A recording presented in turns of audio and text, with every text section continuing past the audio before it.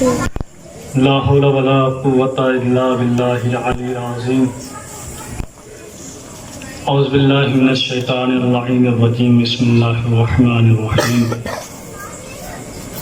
الحمد لله رب العالمين، والصلاة والسلام على صاحب الدعوات النبوية والصولة الحيدرية والعصمة الفاطمية والحلم الحسنية والشجاعة الحسينية والعبادة السجادية والمعاصر الباقرية والآثار الجعفرية والحجج الرضوية والجود التقوية والنقابة النقوية والحيبة العسكرية والغيبة الإلهية. قال الصلاة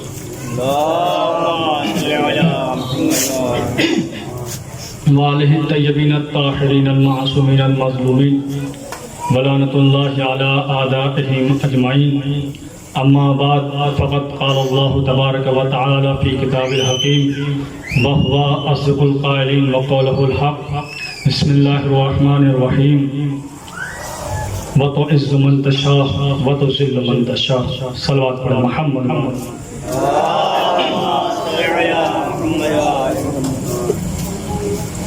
حاضرین گرامی قدر لائق ذویل احترام، عزاداران مظلوم کربلا، میں نے جس آیت کریمہ کا اپنا سرنامہ کلام قرار دیا، یہ آیت بڑی ہی مشہور و معروف اور اس آیت کا ورد اپنی زبان میں ہم کبھی کبھی کیا کرتے ہیں کہ اللہ جسے چاہے عزت دے اور جسے چاہے ذلت دے. یعنی عزیزان گرامی، عزت ایک ایسی شے کا نام ہے کہ دنیا کا ہر انسان صبح میں یا شام میں روٹی ملے یا نہ ملے لیکن عزت ضرور چاہتا ہے، کیونکہ عزت اگر سماج میں نہ ہو تو انسان کو بولنے کا اختیار نہیں ہوتا. اگر باپ کے سامنے ہو، اگر عزت وہاں پہ بھی نہ ہو تو پھر کھڑے ہونے کا اختیار نہیں ہوتا. یعنی عزت ایک ایسی شے کا نام ہے کہ جس کے ذریعے سے انسان سماج میں یا کسی اور مقام پہ جب بھی وہ جائے تو سر بلند کر کے جاتا ہے. عزت یعنی سر بلندی. اب عزیزان گرامی،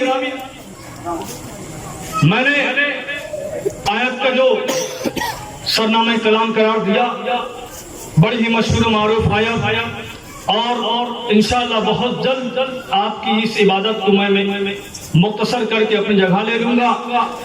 عزیزان گرامی، ہمیں سب سے پہلے یہ پہچاننا ہے کہ حسین کا رقبہ کتنا ہے، کیونکہ زمانے میں ہر انسان اپنی دولت اپنے اولاد کے ذریعے سے پہچانا جاتا ہے. یعنی دنیا کے لوگوں نے اسے عزت دیا کہ جس کے پاس اولاد زیادہ تھی، اس کی عزت کی جس کے پاس پراپرٹیز زیادہ تھی، اس کی عزت کی جس کے پاس زمین زیادہ تھی.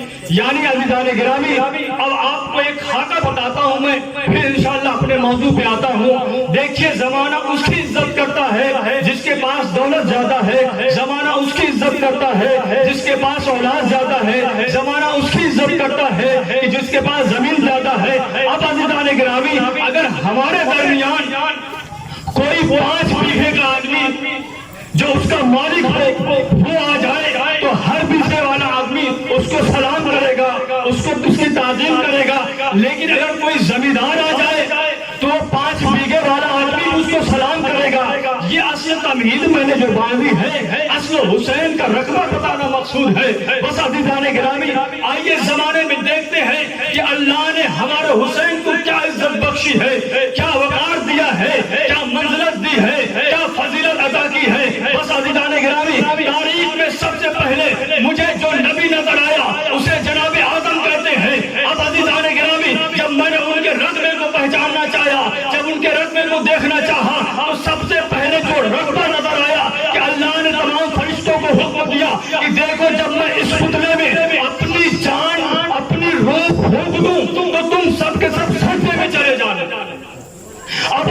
गिरामी पता ये चला जनाब आदम का रकबा सिर्फ और सिर्फ इतना है कि जितना फरिश्तों ने सजदा किया,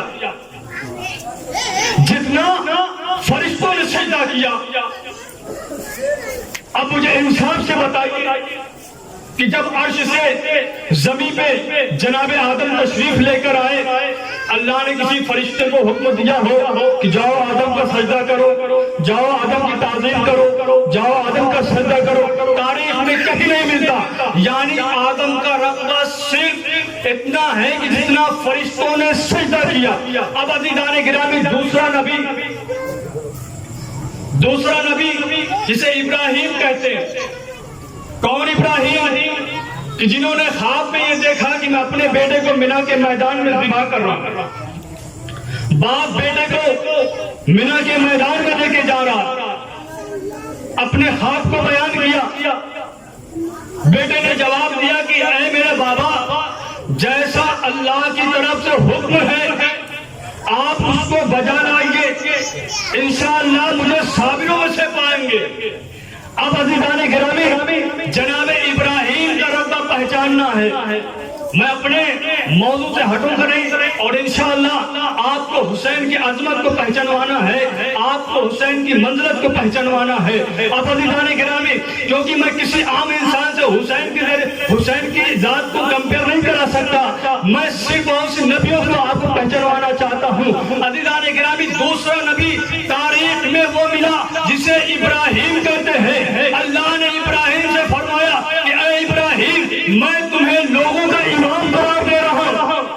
जब इमाम की बात आई फौरन इब्राहिम बढ़ गए, खुदाबंदी में ये कहने लगे, परवरदिगार मेरी जात में, मेरी ज़ुर्रियत में, अल्लाह ने कहा कभी जालिमों तक ये ओहदा पहुंच ही नहीं सकता। अब अज़ीज़ान गिरामी, पता ये चला इब्राहिम का रकबा सिर्फ इतना है कि जब तक लोग बाकी हैं, अल्लाह ने क्या कहा? लोगों का इमाम बना रहा हूं। यानी जब तक हयात से हैं लोग, तब तक इब्राहिम की इमामत बाकी है। दूसरे नबी की तरफ आते हैं। दूसरा नबी कौन? जिसे ईसा कहा जाता है। कौन ईसा?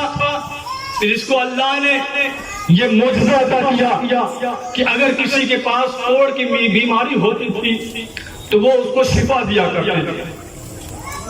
अब अज़ीज़ान गिरामी, मैंने बताया कि बनी इस्राइल में एक वक्त में कई नबी आए, यानी हर नबी का रकबा हुआ करता था, एरिया होता था, सीमा होती थी।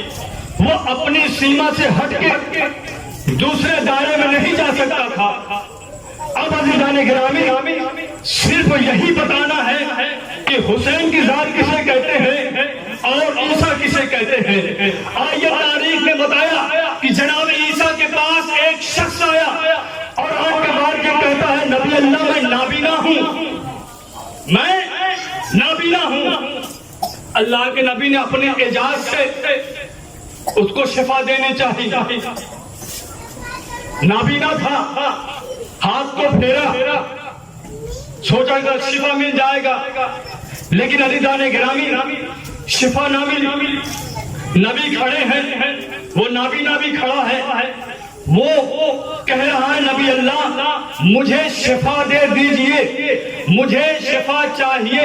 अब अज़ीज़ान गिरामी, जैसे ही वो शख्स शिफा पाना चाह रहा है, नबी ने अपने हाथ को आगे बढ़ाया और आगे बढ़ाने के बाद वो शिफा देना चाहते हैं, लेकिन बाखुदा वो शख्स ये कहने लगा, नबी अल्लाह आपकी इज्जत की कसम, मुझे अभी तक बीमारी नहीं मिली। बस अदादारान मज़लूम करबला एक मर्तबा ईसा नबी ने बारगाह खुदाबंदी में ये अर्ज किया, ऐ मेरे मालिक, मुझे मालूम नहीं मुझसे कौन सी गलती हो गई, आखिर इसको शिफा क्यों नहीं मिल रही है। मैंने इसको शिफा देना चाहा, लेकिन इसको शिफा क्यों नहीं मिल रही है। दीवार की ये आवाज है, इब्राहिम, ईसा, तुम अपने दायरे से आगे ना बढ़ो। ईसा, तुम अपने दायरे से, अपनी सीमा से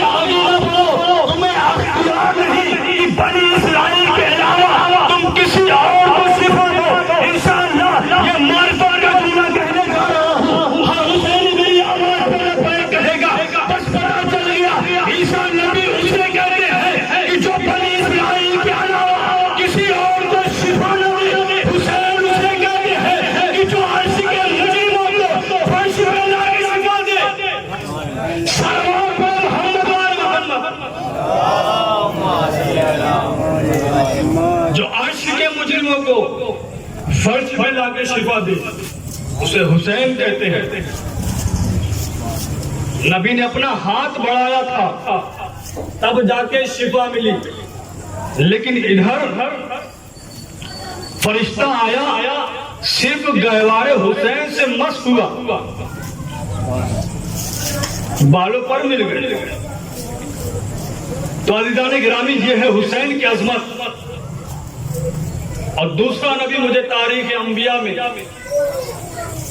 ایسا ملا کہ جو بڑی شان والا تھا، بڑا جلالی تھا اور پوری دنیا پہ حکومت کرتا تھا۔ انسان ہو، جن ہو، چرند ہو، پرند ہو، ہر شے پہ اس کی حکومت تھی۔ دریاؤں کے اندر رہنے والی مخلوقوں سے بھی گفتگو کرتا تھا۔ اسے سلیمان بن داؤد کہتے ہیں۔ اور یہ نبی ایک مرتبہ اپنے دربار سے نکلے اور اپنے دربار کے باب پہ کھڑے دیکھا اپنی امت کو، فوراً فرشتہ آ پہنچا اور پہنچنے کے بعد یہ کہنے لگا چل اب تیرا وقت آ گیا، تیری حکومت ختم۔ اتنا کہنا تھا، نبی نے فرمایا تجھے پتا نہیں میں جلالی ہوں؟ کہا تھے اب ہو نہیں، آپ کا وقت ختم ہو گیا، مجھے حکم ملا ہے آپ کی روح قبض کرنے۔ عزیزان گرامی قربان جاؤں آپ کی عظمت پہ، مولا علی کے غلاموں پہ قربان جاؤں، کیا عظمت اللہ نے دی ہے کہ جس نبی کی حکومت پوری دنیا پہ تھی اس کے در میں فرشتہ آیا تو فرشتے کو نبی یہ کہہ رہے ہیں کہ تجھے پتا نہیں میں جلالی ہوں؟ کہا تھے اب ہو نہیں، تمہارا وقت ختم ہو گیا۔ اب عزیزان گرامی ایک مرتبہ نبی نے یہ جملہ کہا کہ اگر اجازت ہو تیری کچھ لمحے کے لیے سکون سے بیٹھ جاؤ تو میری روح کو قبض کر لینا۔ کہا مجھے اللہ نے اتنی بھی فرصت نہیں دی، میں ابھی تیری روح کو قبض کرنا چاہ رہا ہوں۔ بس عزیزان گرامی میں یہیں پہ ٹھہر کے جملہ کہنا چاہتا ہوں، یہ نبی جس کی حکومت پوری کائنات پہ، جو عرش کو چھوڑ کے زمین کے ہر مخلوق پہ، ابلاغ کی ہر مخلوق پہ اپنی حکومت کرتا تھا، دریا کی تہ میں رہنے والی مخلوق خدا پہ حکومت کرتا تھا، لیکن فرشتہ جب وہاں پہ پہنچا تو فوراً نبی یہ بول اٹھا کہ دیکھ فرشتہ یہ بول اٹھا، کہا دیکھ تیرا وقت ختم ہو گیا، لیکن اللہ جانے وہ حسین کے چاہنے والوں کی کیا عظمت ہے کہ جب سلمان کے قریب فرشتہ آیا، قریب آنے کے بعد فرشتہ کہنے لگا چل تیرا وقت آ گیا۔ کہا تیرا وقت نہیں ہے، پہلے میرا امام آئے گا، پہلے میرا امام آئے گا۔ سلمان کے پاس آئے فرشتے۔ اب آپ سوچئے ایک غلام کی عظمت ہے، اب میرے مولا کوفے میں ہے اور سلمان مدائن میں، اجازت امامت سے مدائن میں آئے اور آنے کے بعد دیکھا کہ فرشتہ کھڑا ہے اور سلمان لیٹے ہوئے،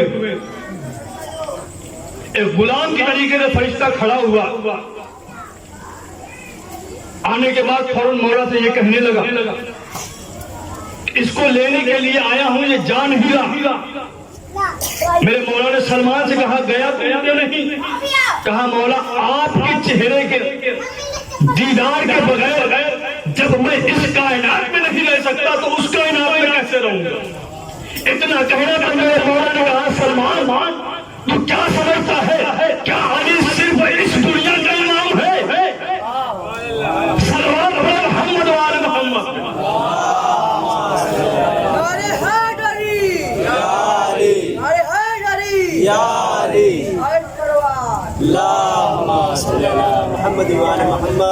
میرا مولا آیا اور آنے کے بعد اجازت ملی اور کچھ کوفے کے چوراہے پہ بدماش تھے بیٹھے ہوئے، اور یہ چیمی گیمیا کر رہے تھے. علی کی بھی عظمت کو پہچان، حسین کے بابا کی بھی عظمت پہچان.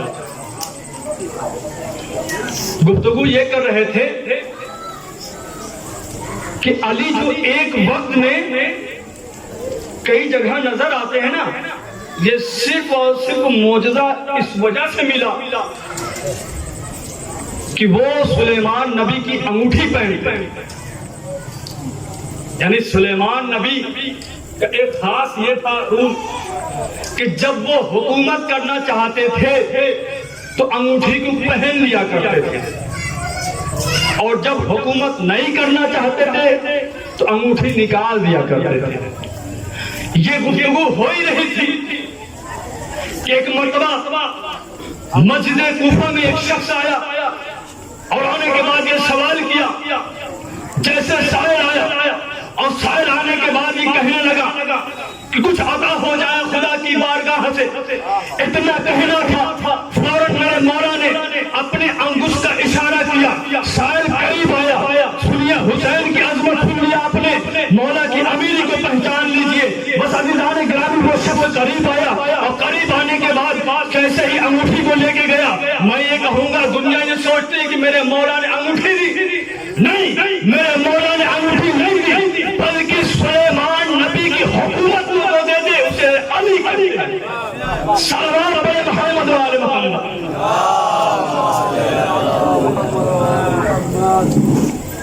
تو علی کی عظمت اور حسین کی عظمت ہم جیسے گنہگار بندے نہیں سمجھ سکتے، لیکن اس فرش پہ آنے کے بعد ایک شرط ہے، سن لیجیے. مولا نے فرمایا کہ اس فرش آزاد پر جو بھی آیا اس کے گناہ معاف. ایک شخص آیا اور آنے کے بعد کہنے لگا اے فرزند رسول، کیا ایسا بھی ہے کہ جو حسین کے غم میں گریہ کرے، ایک اشک بہائے، ایک قطرہ گرے، اس کے گناہ معاف؟ تعجب سے کہہ رہا ہے. میرے مولا نے کہا سن، حسین کے در پہ اس کی رسائی ہوتی نہیں کہ جو معصوم نہ ہو. یعنی شرط ہے در حسین سے وابستہ ہونے کے لیے کہ معصوم ہو. اب عزیزان گرامی، تو حسین کی عظمت پہچان لیا، علی کی عظمت کو پہچان لیا، اور آپ نے اپنی بھی عظمت پہچان لی کہ حسین پر رونے کی عظمت کیا ہے اور گریہ کرنے کا ثواب کیا ہے. ہم کبھی ثواب کی لالچ میں حسین کے غم میں شریک نہیں. ہم اس وجہ سے شریک ہوتے ہیں کہ اس میں رونے کا حق ہے. زمانے کو چاہیے کہ حسین کی مظلومی پہ روئے. عزاداران مظلوم کربلا بہت کم وقت میں انشاءاللہ مسائل پیش کرتا ہوں، کیونکہ دامن وقت میں گنجائش نے ابھی مدینہ ہے. میرا مولا سید سجاد نے چند برس کے رونے کے لیے آمادہ ہو جائے. مولا سجاد کی عظمت کو پہچان لیجیے. ایک سجاد ہے، خون کے آنسو رو رہا ہے، خون کے آنسو میرا مولا رو رہا ہے. جب بھی کوئی ملا کسی نے سوال کیا مولا سب سے زیادہ ظلم کہاں ہوئے؟ مولا نے کہا الشام، الشام، الشام. میرے مولا نے یہی فرمایا. میں نے کہا مدینہ بھی ہے، کچھ چند برس کے میرے مولا ہے. ایک مرتبہ جیسے ہی مادر گرامی کو دیکھا وضو کر رہی ہے، فوراً میرے مولا نے اپنے آنکھوں پہ اپنے ہاتھ کو رکھ لیا. ماں نے جیسے ہی یہ منظر کو دیکھا فوراً جیسے ہی منظر کو دیکھا فوراً اپنے والد و وارث کے قریب گئی اور جانے کے بعد یہ جملہ کہنے لگی میں نے آج اپنے بیٹے کو دیکھا ہے جیسے میں وضو کر رہی تھی تو میرے سجاد نے اپنے آنکھوں پہ اپنے ہاتھ کو رکھ لیا. اللہ جانے کیا بات تھی میں یہ سمجھ نہ سکی. بس ادادارہ نے مظلوم کربلا ایک مرتبہ جیسے ہی شہزادے کو بلایا گیا، شہزادہ قریب آیا. ایک مرتبہ میرے مولا نے یہ سوال کیا اے میرے سجاد، اے میرے بیٹا مجھے اتنا بتا کہ آخر بات کیا تھی جب تیری ماں وضو کر رہی تھی تو تم نے اپنے آنکھوں پہ اپنے ہاتھ کو کیوں رکھ لیا تھا؟ ایک مرتبہ سجاد نے یہ جملہ کہا کہ اے بابا جان، اللہ جانے میں کیسے یہ منظر دیکھا. ارے جب کوئی عورت نماز پڑھتی ہے